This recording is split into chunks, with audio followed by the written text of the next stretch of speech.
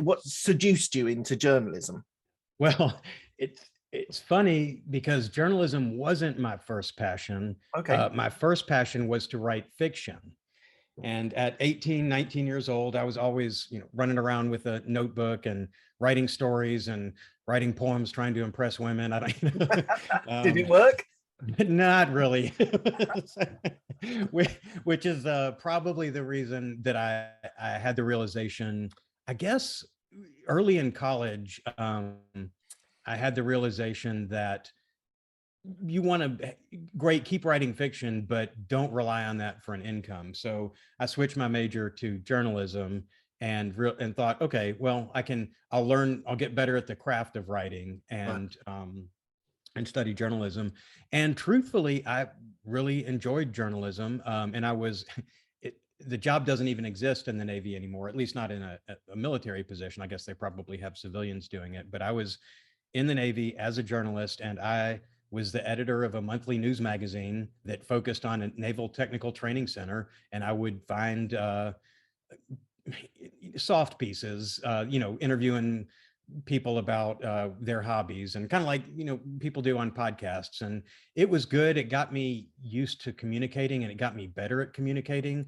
And honestly, I think that is something that I rely on to this day. And I think when I decided, I guess I got married and realized, okay, so journalism does pay some of the bills, but I need to find something that pays the bills a little better than journalism. And that's when I went to business school and decided to switch. But it's something that I write a lot, obviously with the book out, and I'm always contributing. I've got a site on Medium. I've got a blog. I contribute to Forbes, so I'm still always writing. And that's kind of, to this day, that's the way I solve problems, is kind of write through them. Right. Um, Before we go, so it's very interesting when you said about the journalism and the role that it did, and communication is so important in business. It's massively important. I just want, before we go, I'm teasing you a little bit. Have you ever tried to get any of this early stuff released as a book, Uh, poetry, or so So actually, I wrote and produced an independent film back in 2007, and right? it actually got distribution. It's called The Hanged Man. It's terrible, but it's. I think the contract has expired. I never saw a nickel from it, but you can still. I guess maybe Netflix still has a copy of the DVD. Wow. So if anyone's still getting DVDs, you can actually find the movie if it's not scratched all to hell. Is it not on YouTube or anything like that? You could. No, but I should do something with it because the contract expired a few years ago, and it's just been, I've still got the original cut and all Yeah. the film on it, and I might just probably wouldn't hurt to put it out there Why for free. not? It's fantastic. Yeah. And other than that, I'm sitting right now on a 200,000 word space opera that may be unreadable. I don't know, but it's just something I do in my spare time. So maybe, I don't know, maybe it'll see the light of day at some point. Maybe I'll self-publish that one. I don't know. Fantastic. All right. So I understand the sort of passion for writing drove you towards journalism, but you said there was a point where you're like, I've got to pay the bills. I need to go into business. And you did an MBA, and you were at Harvard as well as a graduate. Why did you choose business from a practical point, because you thought it could earn you more money, or was there actually a passion there for business at the start? Had an interesting transition to business.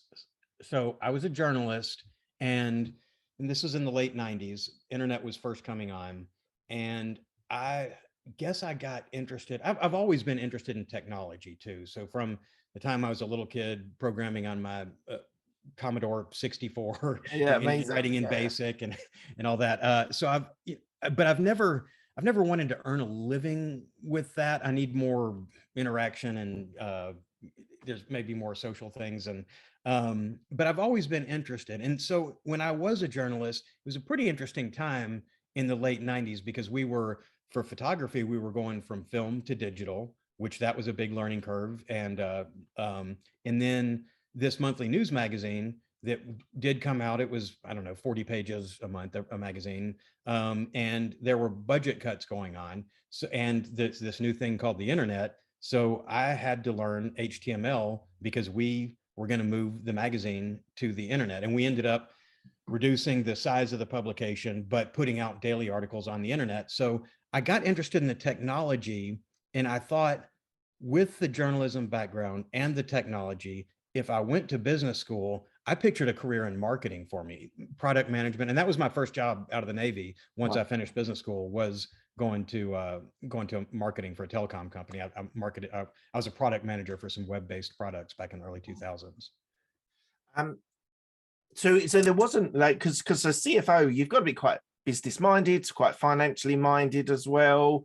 These are not, and this is not, don't think it's a criticism, but these are not sort of the natural path of being an accountant or being a sort of naturally a corporate finance investment bank or something like that, where you need the basics. You went from journalism to marketing and then into sort of more pure finance business. What was that driving force into finance? Because you spent seven years plus in corporate finance as well, didn't you? Yes. So in marketing, it's right brain, left brain. I'm dealing with all these creative types, and we had a limited budget for all the stuff we wanted to do. And it was a telecom company, so obviously the focus was voice and then internet connectivity. But then we had this suite of services that were just meant to be almost giveaways, but I was passionate about them and I was very interested in them, but I was battling for resources to get help development on my projects. And every time I would go to my boss and say, hey, we need to do this, I want this new feature, she would say, we don't have the budget for that. We don't have the budget for that. So finally I asked, can I see the budget? and then ultimately, once I got that, I kind of took over and revamped the marketing budget. And then I became the de facto numbers guy for the marketing department.